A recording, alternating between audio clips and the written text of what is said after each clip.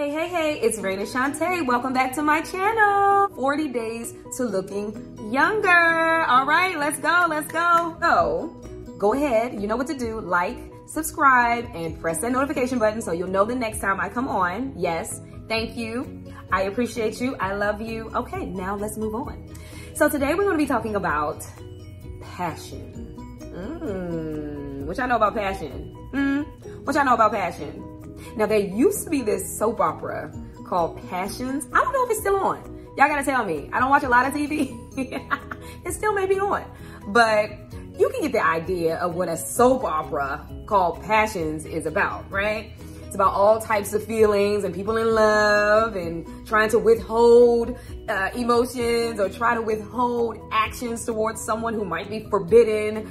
You know, so I'm sure it was very dramatic and very full of lust and all the stuff that comes along with being passionate. Well, let's start with the definition of passion. It is a strong and barely controllable emotion. So passion is a strong and barely controllable emotion, okay? So passion doesn't always necessarily have to be about that love and lust and trying to be with, you know, a person who is going to do all types of things to your body. And, you know, it doesn't have to be that.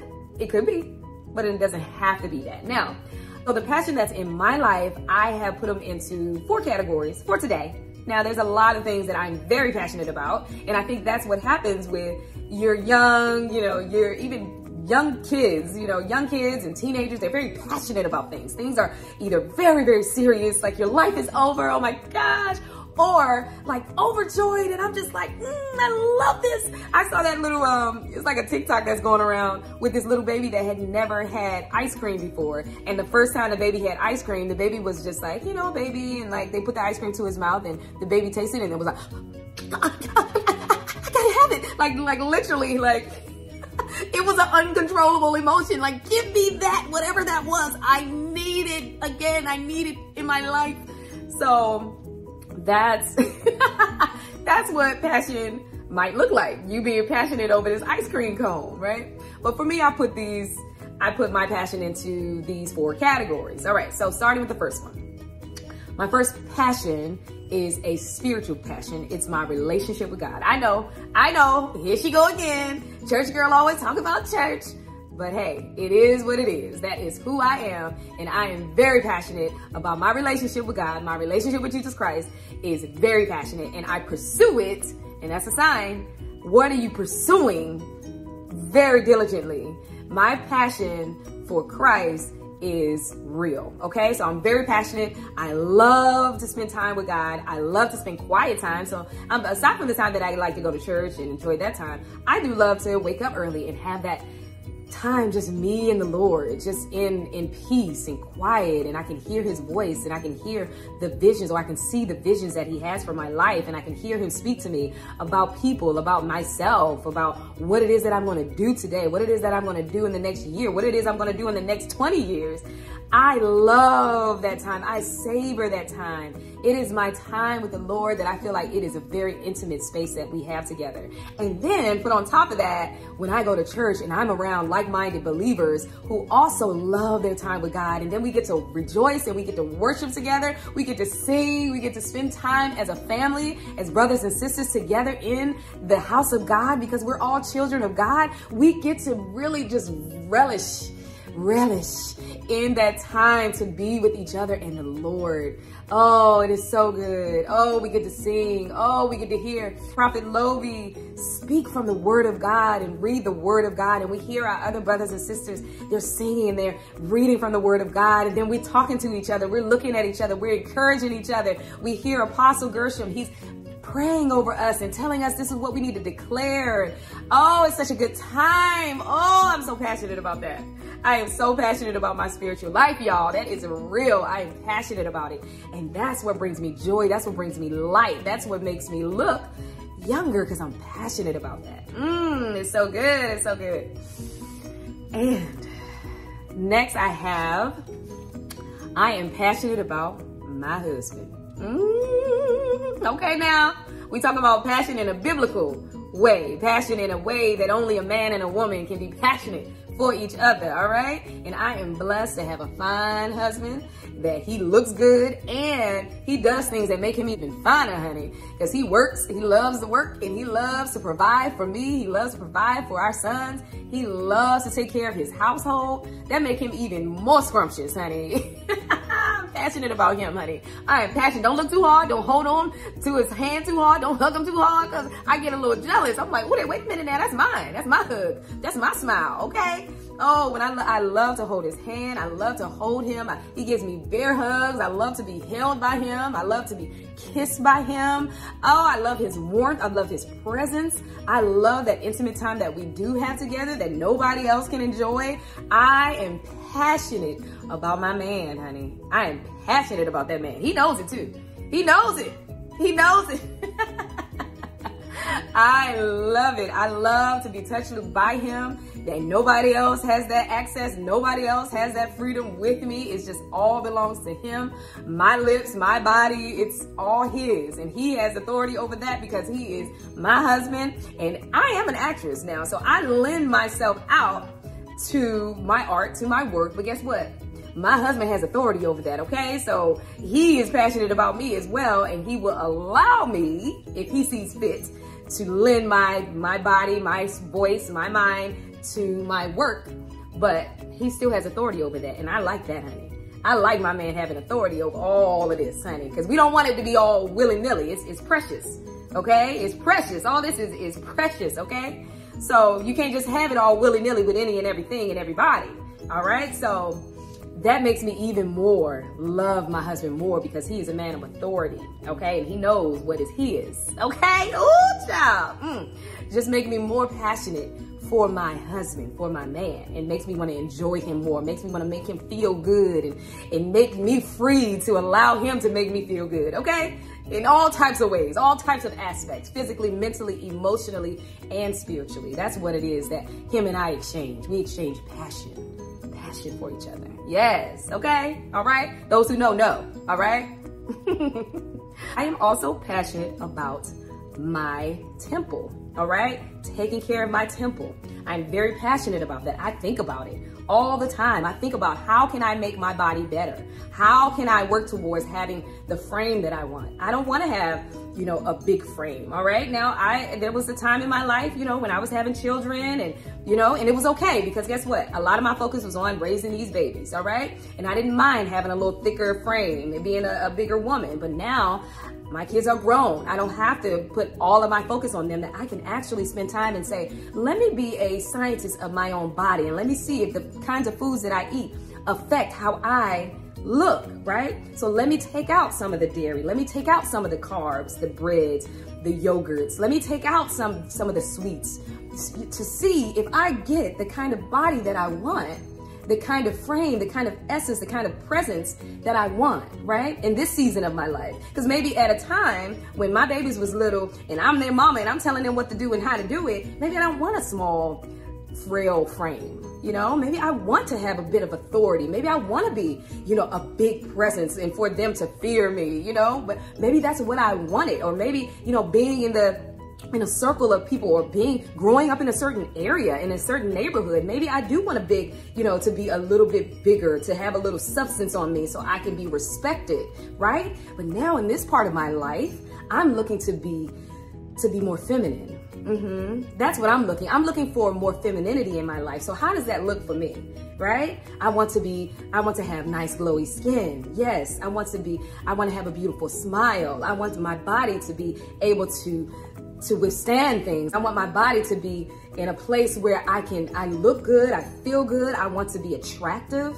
I want to be attractive, especially to my husband, right? I want him to look at me and only have eyes for me. You know, I know it's a lot of beautiful women that's out here in this world, but guess what? He gonna think that his wife look better than all of them, okay? Because of how I treat my body, treat my temple, right? Because he knows the work that I'm putting in. He knows the waking up in the morning and working out and depriving myself of certain foods, of fast food. He knows I love me some French fries, child, but I will go for months without having French fries. Why? Because I know that's not going to give me the feminine frame that I'm looking for. That's not going to make me attractive, right? The way that I want to be attractive, okay? So I am very passionate about my body, about my temple, about how I am perceived in the world in this season in my life.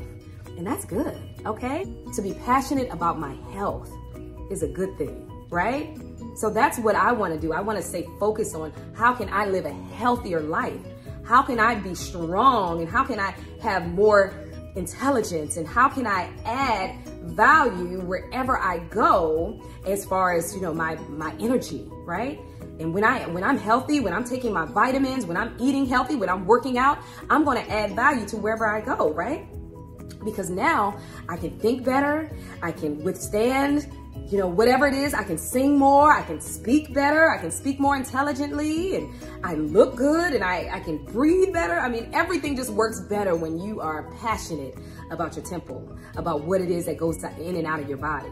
So that's what I'm passionate about as well, is my body, my temple, okay? And then I have that I am passionate about my purpose, all right? So my purpose, I know God has called me and many others to use the tools, the skills, the experiences, the gifts, the talents, everything that God has given me to now give to the world to reach more people, more of his children for the kingdom, right? So that's what I'm doing. I'm very passionate about using all the gifts, all the talents, all the tools, all the skills, all the experiences for other people, right? To share with the world, and that's love, right? So the purpose is to love God's children, love God's children. And the way that God has equipped me to do that, and all of us really, is to use what he's already given us, right? Like for instance, when I knew that theater was my thing, is because God has given me a talent. He's given me a gift to tell stories with my mind, with my spirit, with my body, with my mouth, with everything about me. He wants me to tell stories to the world. And look what has happened. I'm working at one of the most seen and watched YouTube shows in the whole world. In the whole world. So by using the gifts and talents and experiences that I have had to use it in the acting world, in their entertainment world, now so many people feel loved. So many people feel seen. So that is something that I am passionate about, because I know that God is passionate about reaching his children. And once you give it all back to God, ooh, y'all sit back and watch how he uses it. He will use you to touch the entire world, okay? Because that's what he does. That's what God does. When you are passionate about using all the gifts and everything that he has given you, he said, okay, it's all in popping now. She on board now. Now she about to free a whole bunch of people, just like Moses, just like David, just like all the people that's in the Bible. Once they said, okay, God, I surrender it all to you, that I'm not trying to worry about, well, how can I get for me? What can I get for myself? What can I do for me? I think about Joseph quite often. I compare myself to Joseph quite often, even though I heard Prophet Lomi say today, be careful of you comparing yourself to people, especially in the Bible, because they will go through a lot, okay? They done went through a lot, just like Joseph went through a lot. Like he had all these amazing gifts to prophesy and to tell these visions about, you know, people's dreams. And then he got thrown in a pit to be eaten, you know? So you gotta be careful about what you say and how you want to compare yourself to these people in the Bible. But then he came out of the pit and got sold into slavery. Okay, so that's not exactly living that, you know, prophet, you know, king, you know, royalty life. But eventually he worked his way up by using his talents, by using his gifts, by using his skills. He got all the way up to the top, and then something happened. Some woman tried to frame him and say that he was, you know, advancing on her, but he was not. But still, he got thrown in jail. So he was thrown in jail for a number of years, right? Thrown in jail for a number of years, but even while he was in jail, he was using his gifts. He was using his gifts. His gifts were being used when somebody was asking about their dreams. Could anybody interpret their dreams? And he used his gift to tell somebody their dream, right? What their dream meant. He allowed them to use his gift to interpret what their dream meant, right? So when he did that, he also said, for this person who he knew would go back to the king's palace, he said, remember me, please remember me. When you go back to the king's palace, please remember me. And guess what? That person left and forgot him.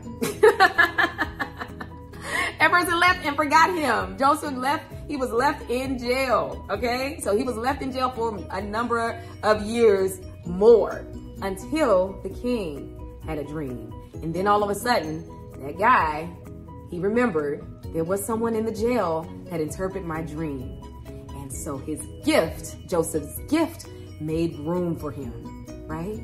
His gift made room for him because he used his gift for someone who was not the king. You know, that's a lesson in that, right? There's a lesson in that. Because we always think that, oh, well, if I get in front of this person or if I get in front of that person, I want to work with this person all the way at the top. And I want to work with that person who's all the way at the top. What about using your gift for the people that's right there with you? In your pit, in your jail. Oh, Jesus. At your job. In your house. Uh-oh. Come on now. What about using your gifts there and then wait for God to send your gift to the king? Hey, hey, and then the king will come and get you. He will call for you to come to the palace so that you can use your gift. And then once you use your gift, that's when you'll be put on a high pedestal. Okay? Ooh, Jesus. So it's all about being passionate about all of these things, all of these different aspects in your life. It's being passionate about your relationship with God, your spiritual self, your spiritual life, being passionate about that, right? Allowing yourself to just have that quiet time, allowing yourself to see those visions, allowing yourself to speak those things that you don't see yet, but you know they exist. You know you've seen it. Speak those things so that they will manifest. Be passionate about your spouse. Be passionate about your husband, your wife, because God has given them to you as a gift. So enjoy it. Enjoy it like a good meal. Enjoy it like that little baby that was trying to get to that ice cream. Enjoy it. Savor it. Yes, because it is for you to enjoy. It is a blessing from God. Enjoy it. Enjoy it. Enjoy it. Be passionate about your temple, about your body, about sustaining it, about it being at optimum health, about being an Olympian in the kingdom. Be the strongest, be the smartest, be the fastest. Be everything that you can be with this temple that we've been given. Be passionate about that and be passionate about using all the gifts, all the talents, all of your being so that you can be great, so you can leave a legacy of excellence. Oh man, that's good, y'all. That's good. That's a word. So passion, passion is what leads to you having vitality and makes you look and feel younger. Yes. So be passionate. Find your passions and go all out for them. All right? All right? That's all I have for you today. Thank you for joining me for this episode. And I will see you next time. All right? Thank you. Love you. Bye.